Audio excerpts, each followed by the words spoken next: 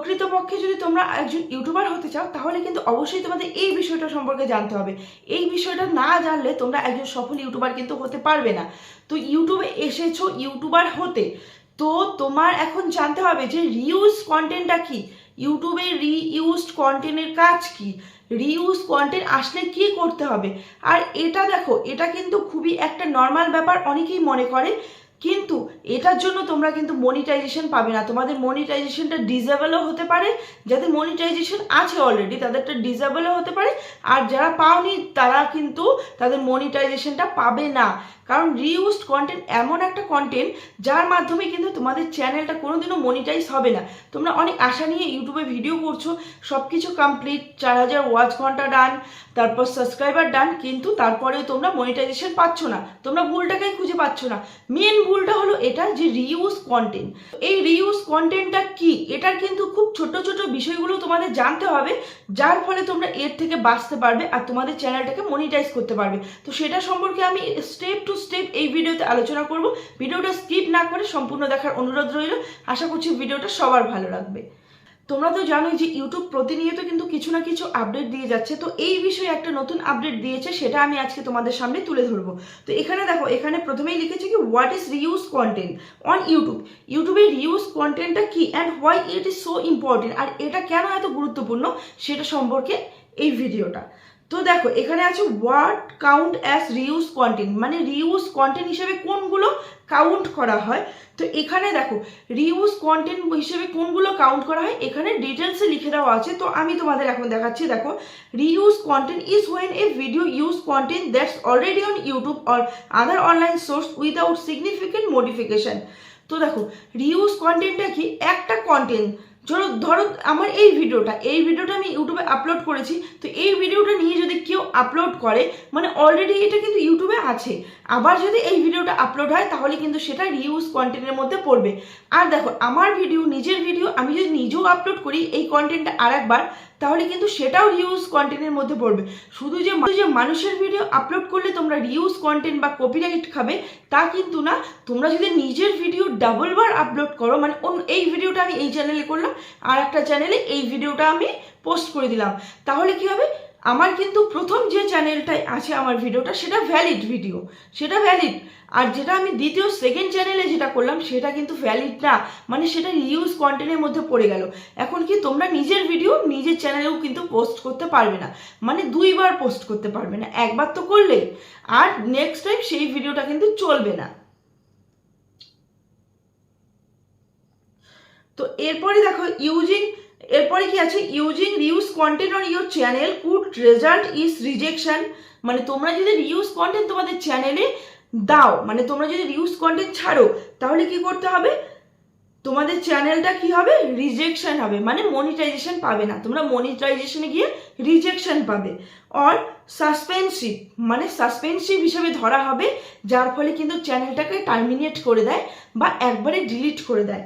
এরপরে কি আছে, ফ্রম ইউটিউব পার্টনার প্রোগ্রাম, মানে ওই ইউটিউব পার্টনার প্রোগ্রামে সাসপেন্সিভ হিসেবে ধরা হবে, সেই তোমার চ্যানেলটাকে টার্মিনেট করা হবে। তো রিউজ কন্টেন্টটা কিন্তু মারাত্মক একটা বিষয়, অনেকেই সেটা বুঝতে পারে না, তো না বুঝেই কিন্তু অনেকেই ভিডিও আপলোড করে। তো এখানে সম্পূর্ণ কথাগুলো উল্লেখ নেই, তো যে বিষয়টার জন্য আরও রিউজ কন্টেন্ট আসে সেটা আমি লাস্টে তোমাদের বলছি, যে এই জিনিসগুলো করলে খুব সাধারণ বিষয়, এগুলো কিন্তু তোমরা প্রত্যেক দিন ভিডিও আপলোড করার সময় করো, সেই জিনিসগুলোর মাধ্যমে কিন্তু তোমাদের চ্যানেলটা রিউজ কন্টেন্টের মধ্যে পড়ে।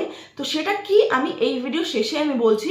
তো এরপরেই দেখো কি আছে, here's why reuse content is a big deal. দেখো, এখানে কিন্তু বলেই দিয়েছে যে রিউজ কন্টেন্টটা একটা বিগ ডিল, এটা কিন্তু খুব বড় একটা ডিল। এটা যদি তোমরা না জানো তাহলে কিন্তু তোমরা চ্যানেলটাকে মনিটাইজই করতে পারবে না।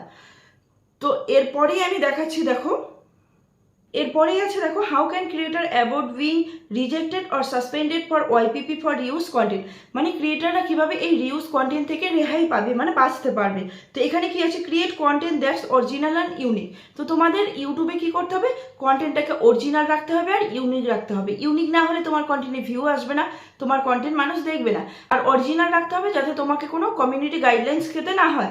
তো এখানে দেখো, if you using source from other source put your own spin on it, like adding voice over or splicing it with your own content, তো তোমরা যদি এই অন্যের কন্টেন্ট দিয়ে তোমাদের ভিডিও চালাতে চাও, মানে তোমার নিজের ভিডিও করলে না, অন্যের ভিডিও ডাউনলোড করে সেখানে তোমরা পোস্ট করবে, তো এটার মধ্যে তোমাদের কি করতে হবে সেটাও বলে দিয়েছে, সেটাও কিন্তু করা যাবে। সেটা কি, সেটা তোমাদের ভয়েস ওভার করতে হবে। সেই ভিডিওটা যদি তোমরা ভয়েস ওভার করো তাহলে কিন্তু কোনো রকম ওয়াইপিপির মধ্যে পড়বে না, ইউটিউব পার্টনার মনিটাইজেশনের মধ্যে পড়বে না, কমিউনিটি গাইডলাইন্সের মধ্যে পড়বে না। তাহলে তোমাদের কি করতে হবে, সেটাতে তোমাদের ভয়েস ওভার করতে হবে, বা তোমরা ছোট ছোট ক্লিপ করে ব্যবহার করতে পারো, তাতে কিন্তু তোমাদের কোনো কপিরাইট আসবে না, কোনো কমিউনিটি গাইডলাইন্স আসবে না। এটা কিন্তু ইউটিউব নিজেও বলে দিয়েছে, আগে কিন্তু বলেনি, এখন নিজেও বলে দিচ্ছে। এই টেকনিকে তোমরা তোমাদের চ্যানেলটাকে কিন্তু গ্রো করাতে পারো অনায়াসে। তো what if I have multiple channel, তো এখন আমি কি করব, যদি আমার একাধিক চ্যানেল থাকে এবং আমি একটা ভিডিও শুট করি, এখন আমি এই ভিডিওটা সব চ্যানেলে ছাড়তে চাই, তো আমার কি করতে হবে, hey this are my shorts that I have made into a compilation. তো দেখো আমার এখানে বলেছে আমি আমার শর্টগুলো ক্রিয়েট করেছি এবং এটা আমি ভিডিও আমার চ্যানেলগুলোতে ছাড়তে চাই। তো এখন কি করতে হবে, if you want to duplicate on your own content for example, মানে তুমি যদি তোমার কন্টেন্টে ডুপ্লিকেট করতে চাও তাহলে কি করতে হবে সেটা কিন্তু এখানে বলে দিয়েছে।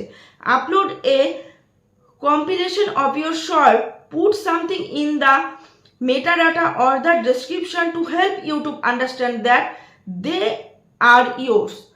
তো তুমি ধরো কোনো একটা ভিডিও তোমার একটা চ্যানেলে ছাড়লে, তো অন্য চ্যানেলেও সেই ভিডিওটাকে ছাড়তে চাও, তো কীভাবে ছাড়বে, সেখান থেকে ছোট্ট একটা ক্লিপ নাও, ক্লিপ নিয়ে সেটার মেটাডাটা চেঞ্জ করো, মানে সেটা টাইটেল চেঞ্জ করো, ডিসক্রিপশন চেঞ্জ করো, ট্যাগগুলো চেঞ্জ করে তারপরে তুমি ভিডিওটা আপলোড করো, আর ইউটিউবকে বুঝতে দাও যে এটাই তুমি, তোমারই চ্যানেল, সেটা কিন্তু তোমার বুঝতে দিতে হবে। মানে সেটা তোমার কিভাবে সঠিক মেটাডাটা করে তোমাকে ইউটিউবকে বোঝাতে হবে, তবেই কিন্তু তুমি তোমার ভিডিও দুটো চ্যানেলে বা একাধিক চ্যানেলে চালাতে পারবে, আদারওয়াইজ কিন্তু পারবে না।